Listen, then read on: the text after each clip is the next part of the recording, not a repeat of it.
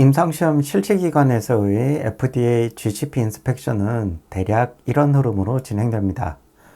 의뢰자에서와 유사하게 첫 번째 날에 오프닝 미팅을 실시하면서 병원의 경우에는 시험 책임자가 해당 임상시험에 대해서 전체적인 설명을 진행하고 이후 3일 내지 4일 정도의 기간 동안 사전에 제공된 아젠다에 따라서 ISF 검토, SDV, 퍼실리티 투어 등과 인터뷰를 진행하고 마지막 날에 그동안 검토했던 내용을 마무리하게 됩니다. 인스펙션 기간 동안 해결되지 않은 문제가 있거나 본인들이 보기에 중대한 이슈가 있다고 하면 폼 FDA 483 레터가 발행되기도 하고 최종 결과가 EIR, 즉 최종 결과 보고서에 반영됩니다. FDA에서는 최소 3일 내지 5일 정도의 기간 동안 인스펙션을 진행하되 필요한 경우 기간을 연장하는 것으로 알려져 있습니다. GCP 인스펙션 과정에서 어떻게 대응해야 하는지에 대해서는 별도의 가이드라인이 제공되지는 않았지만 BMO Compliance Program, Clinical Investigators and Sponsor Investigators에서는 GCP 인스펙션을 실시할 때 GCP 인스펙터가 어떤 내용을 검토하고 확인하여야 하는지 지침을 제공하고 있기 때문에 인스펙션을 받는 입장에서는 이런 내용을 참고해서 대응 방안을 마련해 볼 수 있을 것입니다. 미국의 경우에는 우리나라와는 다르게 임상시험 실시기관이 아닌 시험자 중심으로 임상시험이 진행되기 때문에 GCP 인스펙션은 시험자에 대해 진행된다고 이해하시면 됩니다. 여기에서 스폰서 인베스티게이터는 연구자 주도 임상시험에 대해서도 적용되는 부분이라는 의미입니다. 목차를 잠깐 보시면 파트 2 B 항목에서는 인스펙터가 인스펙션을 준비할 때 누가 어떤 역할을 해야 할지, 어떤 부분을 검토하고 준비하여야 할지 이런 내용이 나열되어 있고 파트 3를 보시면 실제로 인스펙션 과정에서 어떤 내용을 확인하여야 하는지가 설명되어 있어서 이 부분을 살펴보시면 인스펙션을 준비하는 데에 많은 도움이 될 것이라고 생각됩니다. 시험자에 대한 인스펙션에서는 의뢰자에 비해서는 상대적으로 간소해서 임상시험 계획서 준수, IRB와의 커뮤니케이션, 시험 대상자 기록 관리, 임상시험용 의약품의 관리 등과 같은 부분을 검토하도록 나열이 되어 있습니다. 그렇다면 각 주제별로 조금 더 깊게 살펴보겠습니다. FDA에서는 GCP 인스펙션 전에 실시기관에서 진행된 임상시험에 대한 각종 자료를 미리 제출하라고 하고 있고 현장에서도 행정적인 문서를 검토하게 됩니다. 검토하는 문서의 종류를 보시면 수행된 임상시험에 대한 인베스티게이터 어그리먼트와 함께 제공된 시험자의 백그라운드 자료를 비교 검토하고 시험자가 임상시험과 관련된 책임을 언제 맡게 되었는지, 책임 범위에 변경이 있었는지 등을 확인합니다. 임상시험 기간 동안 시험자가 변경된 경우에는 그 사유와 시기를 확인할 수 있어야 합니다.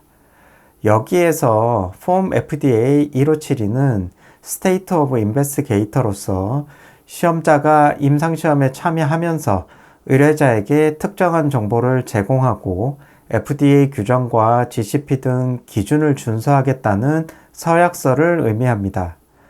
GCP 인스펙션의 대상이 되는 임상시험이 진행된 기간 동안 시험자가 수행하였던 임상시험의 현황, 여기에는 각 임상시험의 제목과 의뢰자 정보, 시험 대상자 등록 현황 등을 포함해서 작성하여야 하고 임상시험이 수행된 장소, 의뢰자로부터 제공된 교육, 업무 위임 사항 등이 함께 제공되어야 합니다.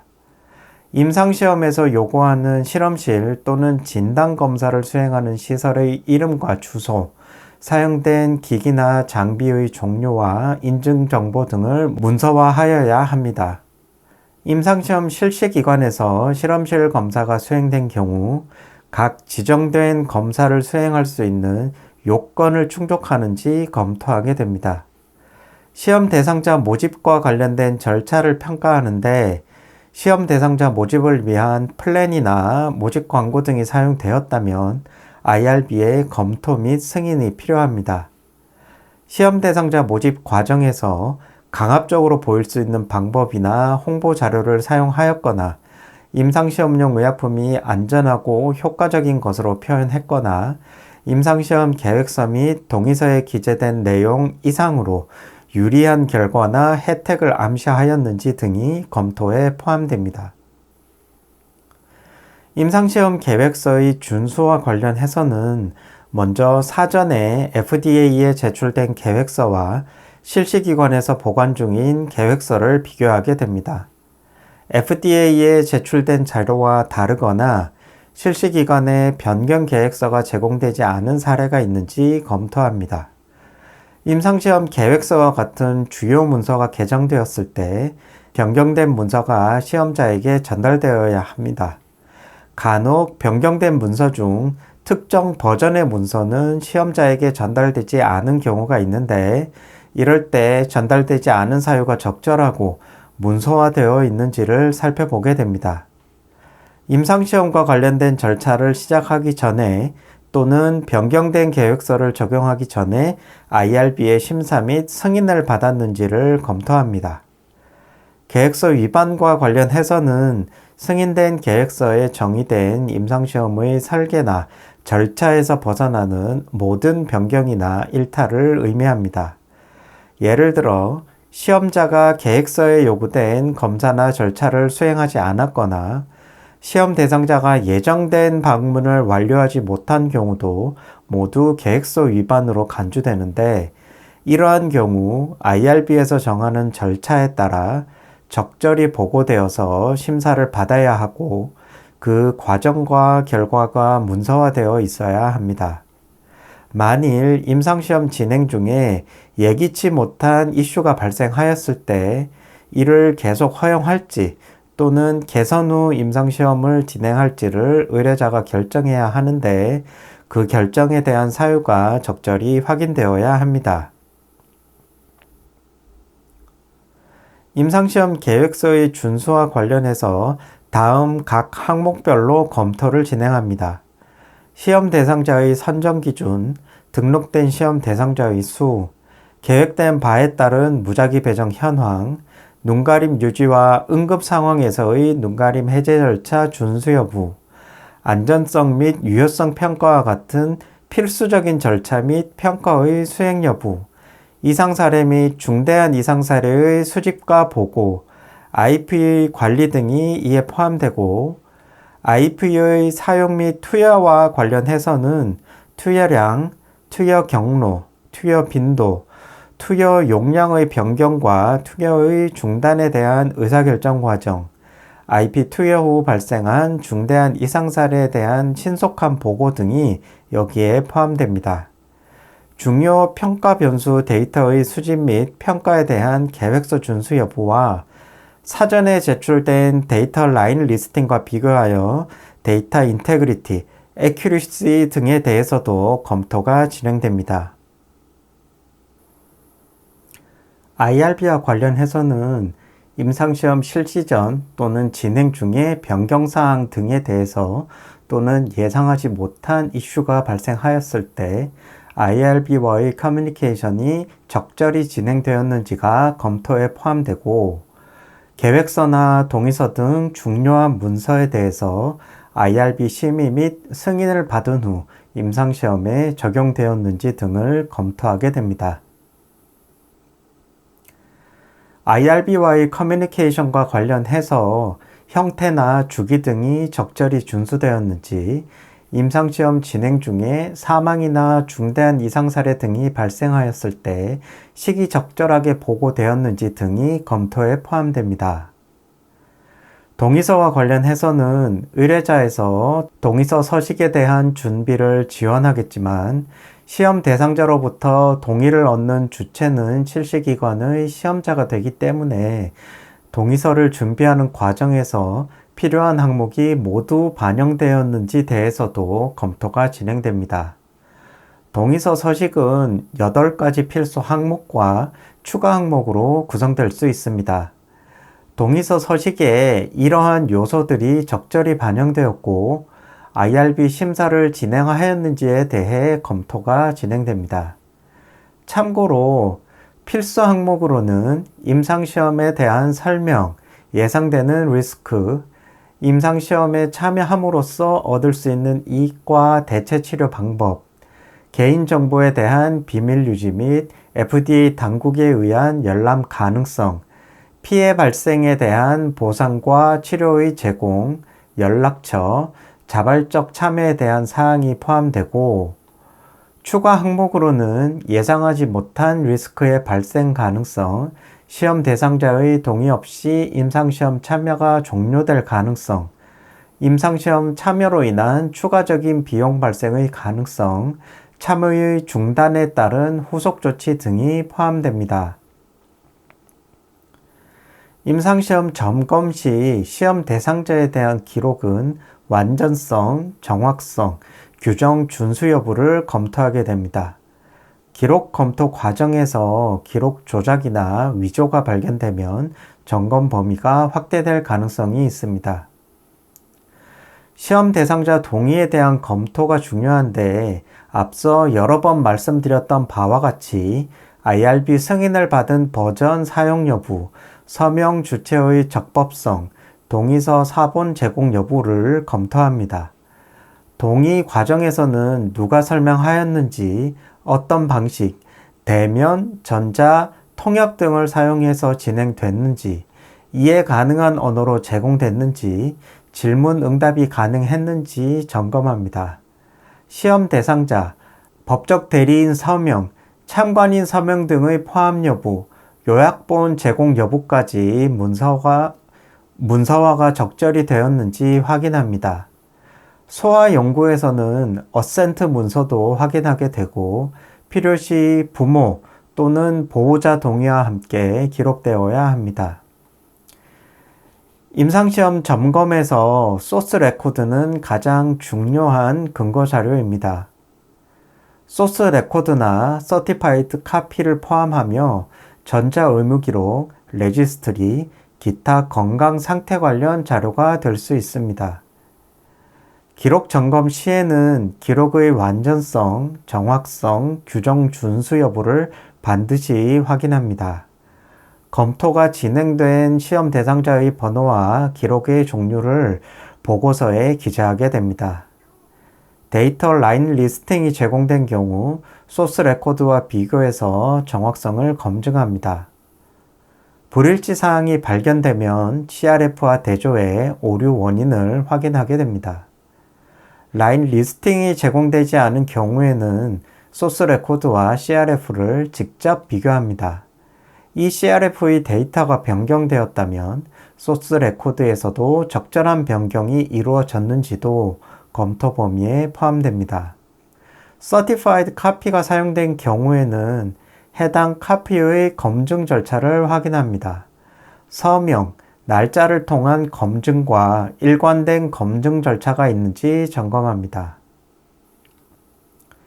시험자의 기록을 기록된 위치, 조직, 상태, 완전성 측면에서 평가하게 되는데 원본 기록은 명확성, 정확성, 동치성, 원본성 등의 알코아 원칙을 충족해야 합니다. 소스 레코드에는 다음과 같은 내용이 포함되어야 하는데 시험 대상자의 등록 또는 제외를 포함한 선정 평가에 관한 사항, 계획서에서 요구하는 방문 및 절차, 주요 유효성, 안전성 평가에 대한 사항, 임상시험 수행과 관련된 기타 경과 기록, 의무 기록, 간호 기록 등의 기록, IP 투여 방식, 속도, 용량 증가, 중단 등과 관련된 투여 기록, IP 관리와 재고 관리, 안전성 모니터링 및 보고 등에 대한 사항이 있습니다. 마지막으로 작성된 기록에 데이터 수집, 평가에 참여한 연구진이 명확히 식별되는지 확인합니다. 위임이 적절하지 않다면 권한 관리 절차를 검토하게 됩니다. 임상시험에서 CRF는 임상시험 데이터를 체계적으로 기록하고 수집하는 핵심 문서입니다. CRF와 관련해서는 먼저 데이터의 입력 방식과 출처를 확인합니다. 다른 기록을 먼저 작성하고 CRF에 입력하였는지, 직접 CRF에 데이터를 입력하였는지, 디지털 헬스 기술이나 전자 시스템을 통해 전송되었는지 검토합니다. 데이터를 CRF에 입력한 경우 해당 업무를 수행한 인력이 적절히 업무 위임을 받았는지 확인합니다.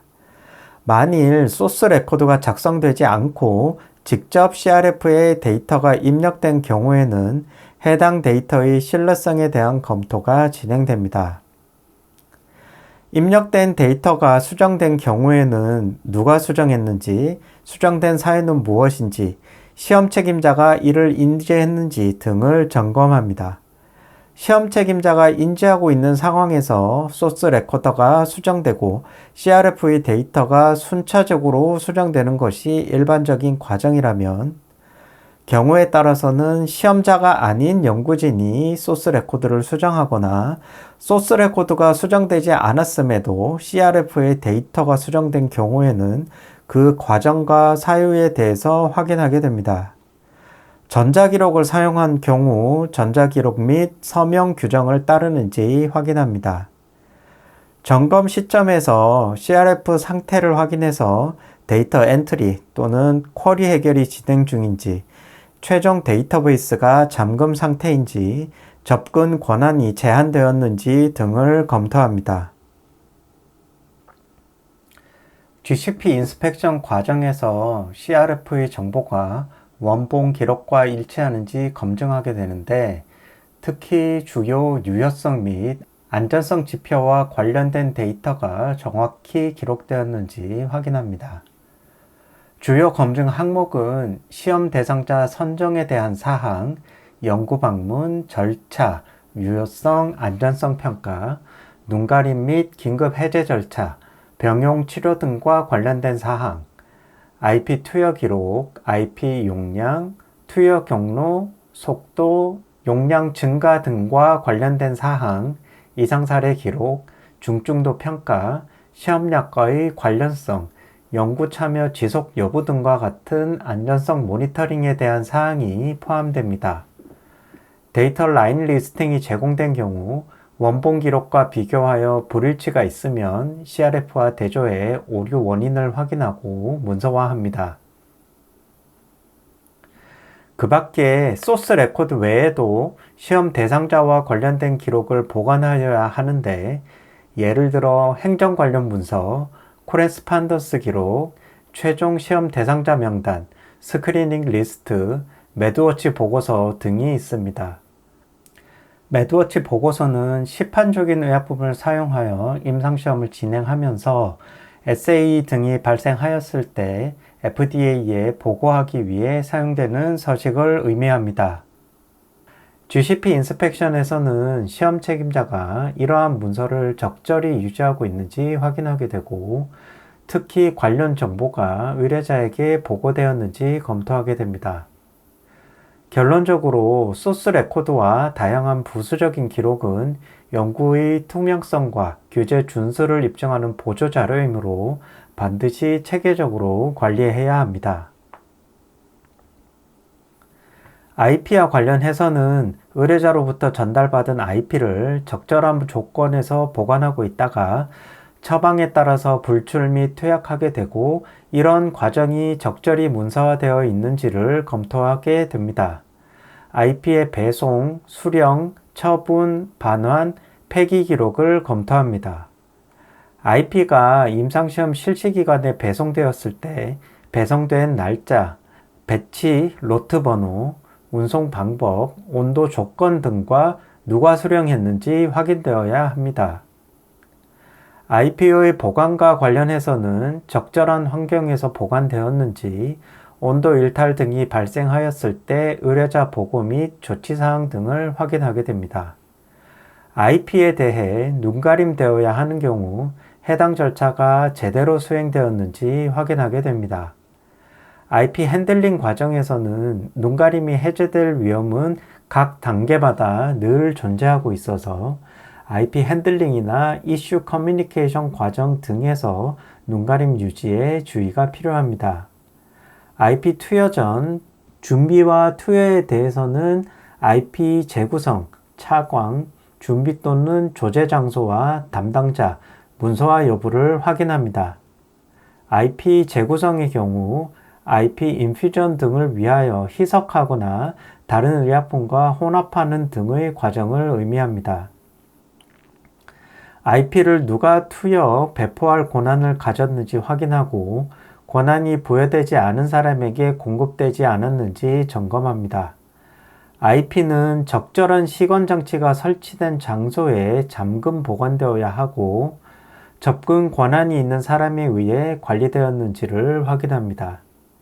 IP 투여 시 특정 조건, 예를 들어 주입 장치, 속도, 시간 등이 준수되었는지 확인하게 되고 IP의 재고 관리에 대해서는 수령일, 수령량, 상태, 불출된 시험 대상자의 번호와 투여량, 반환일과 반환량 등이 검토 범위에 포함됩니다. IP를 실시기관에서 직접 폐기했을 때에는 폐기 절차가 문서화되어야 하고 기록이 확인되어야 합니다. 그리고 미사용 시험약의 라벨링이 규정에 맞는지 점검합니다. IP 관리 점검은 운송, 수령, 보관, 투여, 폐기까지 전 과정에 걸쳐 이루어져야 합니다. 권한관리, 눈가림 절차, 라벨링, 안전성 조건 준수 여부를 철저히 확인하여야 하며 이를 통해 임상시험의 신뢰성과 규제 준수를 보장할 수 있습니다. 임상시험과 관련된 모든 기록은 임상시험 계획서와 관련 규정에 따라 적절히 보관되어야 합니다. 이는 규제 준수와 연구 신뢰성을 확보하기 위한 기본 원칙입니다. 기록을 안전하게 보관하기 위해 권한이 부여되지 않은 사람의 접근이나 파손, 변경, 유출을 막기 위해 비밀번호나 코드를 사용한 보호, 잠금 장치가 있는 캐비닛, 화재 방지 시설, 그리고 승인된 연구 인력만 접근 가능한 통제된 공간에서 관리하는 방법 등을 사용할 수 있습니다. 기록은 어떤 형식이든 안전하게 보관되는 것이 중요합니다. 연구 종료 후에는 원본 자료와 CRF가 어떻게 보관되는지 확인해야 합니다. 전자데이터의 경우 임상시험 책임자가 어떤 형식으로 보관하는지, 그리고 의뢰자나 CRO가 eCRF 사본을 제공했는지 검토해야 합니다.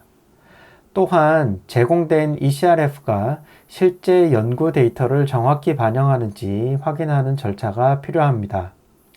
단, 시험자에게 특정 데이터 접근이 제한될 수 있는 상황, 예를 들어 블라인드 유지가 필요한 경우도 고려해야 합니다. 지금까지 시험자와 임상시험 실시기관에 대한 FDA GCP 인스펙터의 점검사항을 살펴보았습니다. 여러분에게 많은 도움이 되었기를 바라겠습니다.